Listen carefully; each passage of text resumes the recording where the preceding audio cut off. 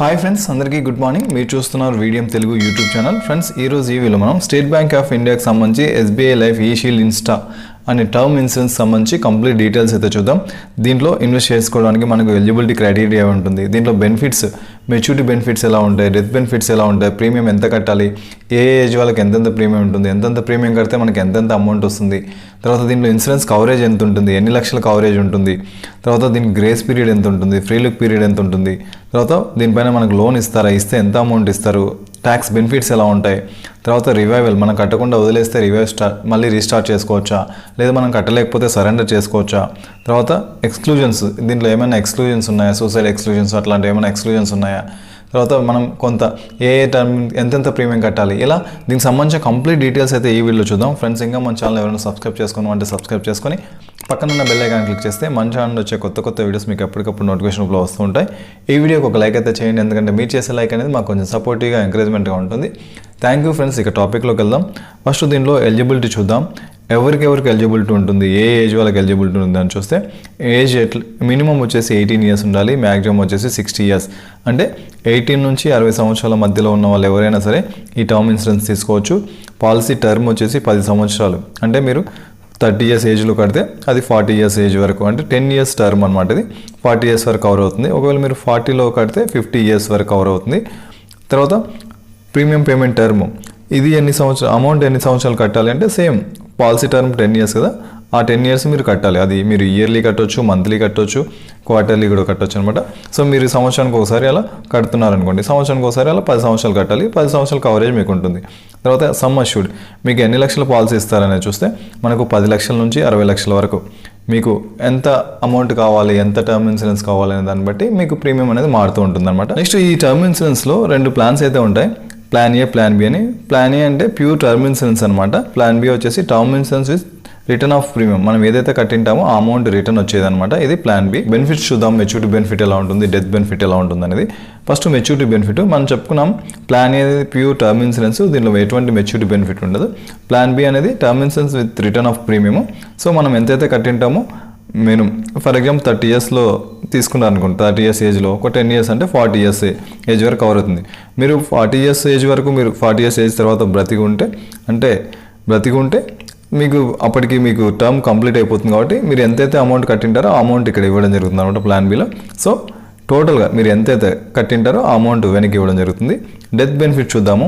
So death benefit ఏమవుతుందంటే, మీరు 30 years ఏజ్లో తీసుకొని 40 ఇయర్స్ ఏజ్ వరకు కవరేజ్ ఉంటుంది కదా, ఈ మధ్యలో మీరు ఏమైనా చనిపోతే మీకు డెత్ బెనిఫిట్ కింద ఇస్తారు. సో ఇక్కడ సమ్ అష్యూర్డ్, మీరు ఎంతైతే కట్టింటారో, మీరు ఎన్ని లక్షల పాలసీ తీసుకుంటారో ఆ అమౌంట్ ఇస్తారు. లేదా మీరు సంవత్సరం కడుతుంటారు కదా, దానికి 11 టైమ్స్. ఫర్ ఎగ్జాంపుల్ మీరు 1,00,000 కడుతుంటే 11 లక్షలు ఇస్తారనమాట. లేదంటే మనకు టోటల్ ప్రీమియం ఎంతైతే కట్టింటారో దాని డెత్ వరకు, అంటే మీరు చనిపోవడానికి అప్పుడు ఆ టైం వరకు ఎంతైతే కట్టింటారో దాంట్లో 105% వరకు ఇవ్వడం జరుగుతుంది అనమాట. ఎగ్జాంపుల్ చూద్దాము. మనం ఎంత కడితే, ఏ ఏజ్ వాళ్ళు ఎంత కడితే మనకి ఎంత కవర్ అవుతుందని చూసి. సో ఎగ్జాంపుల్ తీసుకుందాము. ఒక 40 ఇయర్స్ ఏజ్ ఉండే ఒక person pure term insurance plan ఏ తీసుకున్నాడు. సో 30 lakhs కవరేజ్తో. ఇదేంటి 14 ఇయర్స్ తీసుకుంటే 10 ఇయర్స్ కవరేజ్ కాబట్టి 50 ఇయర్స్ వరకు కవర్ అవుతుంది. సో ఈ 10 ఇయర్స్ ఇతనికి కవరేజ్ ఉంటుంది. అతను నెల కట్టాల్సిన ప్రీమియం, సంవత్సరానికి కట్టాల్సిన ప్రీమియం వచ్చేసి అంటే 30 lakhsకి 40 ఇయర్స్ ఏజ్ ఉన్న ఒక పర్సన్ సంవత్సరానికి 9,039 రూపాయలు అయితే ప్రీమియం కట్టాల్సి ఉంటుంది. ఒకవేళ అతను ఈ పాలసీ మధ్యలో చనిపోతే అతని ఫ్యామిలీకి లేదా లీగల్ హెడ్స్కి 30 lakhs ఇవ్వడం జరుగుతుంది. సో ఇదేంటంటే ప్యూర్ టర్మ్ ఇన్సూరెన్స్ అనమాట. ఇక్కడ మెచ్యూరిటీ బెనిఫిట్ ఏముండదు.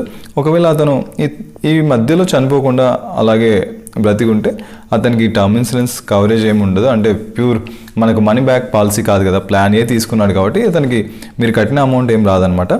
ఒకవేళ నెక్స్ట్ ఎగ్జాంపుల్ 2 చూద్దాము. ఒక 50 ఇయర్స్ ఏజ్ ఉండే పర్సన్ టర్మ్ ఇన్సూరెన్స్ ఆప్షన్ తీసుకున్నాడు అనుకోండి. సో ఇక్కడ 50 ఇయర్స్ తీసుకున్నాడు కాబట్టి అతనికి 10 ఇయర్స్ కవరేజ్ ఉంటుంది, 60 ఇయర్స్ వరకు ఉంటుంది. ఇతను 15 లక్షల కవరేజ్ తీసుకున్నాడు. సో ఈ 15 లక్షల కవరేజ్ కోసం ఇతను సంవత్సరానికి కట్టాల్సిన ప్రీమియం వచ్చేసి 11,586. ఇక్కడ చూడండి, వయసు పెరిగింది కాబట్టి ఇక్కడ ప్రీమియం పెరిగింది. సో తక్కువ వయసులో తీసుకుంటే తక్కువ ప్రీమియం ఉంటుంది, ఎక్కువ వయసులో తీసుకుంటే ఎక్కువ ప్రీమియం ఉంటుంది అనమాట. సో నెక్స్ట్ 10 ఇయర్స్ అతను సెక్యూర్డ్గా ఉంటారు. ఒకవేళ అతను ఈ మధ్యలో ఈ మధ్యలో చనిపోతే అతనికి ఏంటంటే అతని నామినీ లేదా లీగల్ హెయిర్ ఎవరు ఉంటారో వాళ్ళకి 15 లక్షలు ఇవ్వడం జరుగుతుంది అనమాట. నెక్స్ట్ ఎగ్జాంపుల్ 3 చూద్దాం. ఇతను ఒక 30 years business man, 30 years age ఉండే బిజినెస్ మ్యాన్. సో ఇతను ఏంటంటే term insurance with return of premium plan B తీసుకున్నాడు. సో ప్లాన్ బి తీసుకున్నాడు కాబట్టి ఇతను 25 lakhsకి కవరేజ్ ఉండే ప్లాన్ తీసుకున్నాడు. ఇతను సంవత్సరానికి కట్టే అమౌంట్ వచ్చేసి 21,758 రూపాయలు అనమాట. ఎగ్జాంపుల్ 1, ఎగ్జాంపుల్ 2 ఉంటుంది. ఇతను మధ్యలో చనిపోతే 25 lakhs అనేది అతని నామినీకి లీగల్ హెయిర్ ఇస్తారు. అలా కాకుండా అతను చనిపోకుండా బ్రతికున్నాడు అనుకోండి, ఎందుకంటే ఇతను ప్లాన్ బి తీసుకున్నాడు. సో టోటల్ 10 years కట్టిన తర్వాత అతను ఇంకా బతికే ఉన్నాడు కాబట్టి మెచ్యూరిటీ బెనిఫిట్ కింద అతను ఎంతైతే అమౌంట్ కట్టింటాడో ఆ అమౌంట్ ఈ ప్రీమియం కట్టాడు కదా, ఈ ప్రీమియంకి 10 times మనం చెప్పుకున్న 100% ప్రీమియం రిటర్న్ ఇస్తారని. సో 21,758 100% కాబట్టి 2,17,580 రూపాయలు ఇతనికి రిటర్న్ రావడం జరుగుతుంది. ఇది ప్లాన్ బి అనమాట. నెక్స్ట్ ఎగ్జాంపుల్ 4 చూద్దాము. Same term insurance with return of premium. ఇతని వయసు 35 years, 35 lakhs కవరేజ్తో తీసుకున్నాడు. ఇతను సంవత్సరానికి కట్టాల్సిన ప్రీమియం వచ్చేసి 35,138 రూపాయలు. సో ఇతను 35 ఏజ్లో తీసుకున్నాడు కాబట్టి 45 వరకు కవర్ అవుతుంది. మధ్యలో చనిపోతే ఈ 35 lakhs అనేది నామినీకి లేదా లీగల్ హెయిర్కి ఇస్తారు. అలా కాకుండా 35 నుంచి 45 వరకు బ్రతికితే లాస్ట్ తర్వాత ఈ టోటల్ ప్రీమియమ్స్ పే చేసిన తర్వాత అతనికి మనీ బ్యాక్ పాలసీ కింద 100% అతను ఎంతైతే కట్టింటాడో దానికి 100% ప్రీమియం అనేది బ్యాక్ ఇవ్వడం జరుగుతుంది అనమాట. సో ఒకవేళ మనం ఇక్కడ ప్రీమియం అమౌంట్ ఎంత కట్టాలి, ఎన్ని లక్షల పాలసీకి ఏ ఏజ్ వాళ్ళు ఎంతెంత కట్టాలి, ఇక్కడ ఏజ్ని బట్టి మీరు ఎంచుకున్న ఇన్సూరెన్స్ పాలసీ అమౌంట్ని బట్టి ఇక్కడ ప్రీమియం అనేది మారుతూ ఉంటుంది. సో ఇక్కడ ప్యూర్ టర్మ్ ఇన్సూరెన్స్ ప్లాన్ ఏ అయితే ఎలా ఉంటుంది, ప్లాన్ బి అయితే ఎలా ఉంటుందని చూద్దాం. సో ప్లాన్ బి అనుకోండి, 25 years ఏజ్ ఉన్న వాళ్ళు 10 lakhs పాలసీ తీసుకుంటే ఇక్కడ 2,315 రూపాయలు కట్టాలి. ఒకవేళ 40 lakhs పాలసీ తీసుకుంటే 6,000 కట్టాలి.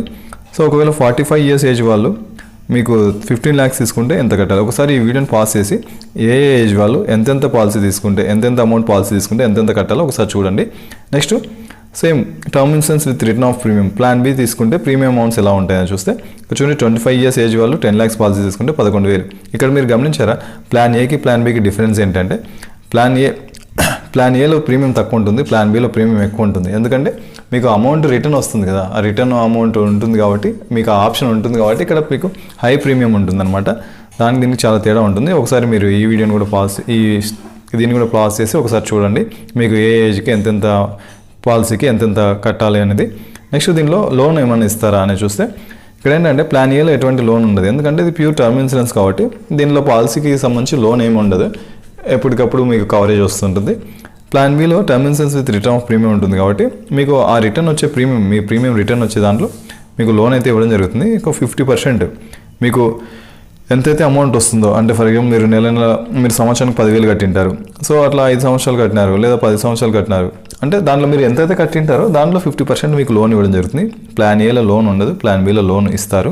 నెక్స్ట్ ప్రీలుక్ పీరియడ్ తీసుకుంటే ఇక్కడ మనకేంటంటే 30 days టైం ఉంటుంది. మీరు ఈ ప్రీమియం టర్మ్ ఇన్సూరెన్స్ తీసుకున్న 30 days లోపల మీరు ఒకవేళ ఈ టర్మ్స్ అండ్ కండిషన్స్ అన్ని చదువుకొని మీకు అంతా ఓకే అంటే కంటిన్యూ చేయొచ్చు, లేదు టర్మ్స్ అండ్ కండిషన్స్ మీకు నచ్చలేదు అనుకుంటే వెనక్కి ఇవ్వచ్చు. కాకపోతే మీకు అమౌంట్ వెనక్కి ఇస్తారు, చార్జెస్ ట్యాక్సెస్ ఇవన్నీ పట్టుకొని రిమైనింగ్ బ్యాలెన్స్ ఏదైతే ఉందో దాన్ని వెనక్కి ఇచ్చి మీ టర్మ్ ఇన్సూరెన్స్ క్లోజ్ చేస్తారు.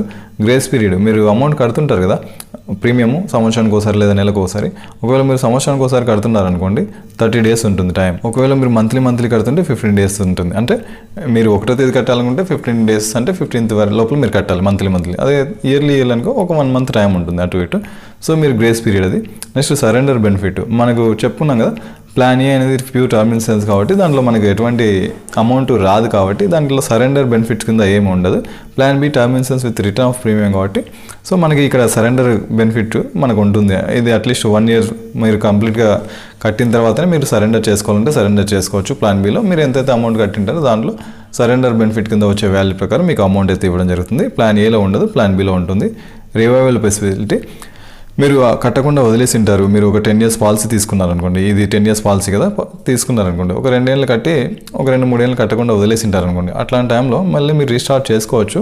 ఇక్కడ మీరు కంటిన్యూస్గా ఒక 5 years కట్టకపోతే ఇది ఆటోమేటిక్గా ల్యాప్స్ అయిపోతుంది. అలా కాకుండా 2-3 ఏళ్ళు వదిలేస్తే మళ్ళీ రీస్టార్ట్ చేసుకోవచ్చు. కాకపోతే ఎంతైతే కట్టలేదు దానికి కొంచెం అమౌంట్ వడ్డీ అయితే ఉంటుంది, ఆ వడ్డీతో సహా మీరు కడితే అది కంటిన్యూ అవుతుంది అనమాట. సో ఇది ఫ్రెండ్స్ ఈ SBI life eShield insta term insurance సంబంధించిన కంప్లీట్ డీటెయిల్స్. ఫ్రెండ్స్ ఈ వీడియో మీకు ఉపయోగపడిందని అనుకుంటున్నాను. ఇలాంటి మరిన్ని వీడియోస్ కోసం మన ఛానల్ సబ్స్క్రైబ్ చేసుకొని పక్కన బెల్ ఐకాన్ క్లిక్ చేస్తే మన ఛానల్ వచ్చే కొత్త వీడియోస్ మీకు ఎప్పటికప్పుడు నోటిఫికేషన్లో వస్తుంటాయి. ఈ వీడియోకి ఒక లైక్ అయితే చేయండి, ఎందుకంటే మీరు చేసే లైక్ అనేది మాకు కొంచెం సపోర్టివ్గా ఎంకరేజ్మెంట్గా ఉంటుంది. Thank you friends. జై హింద్.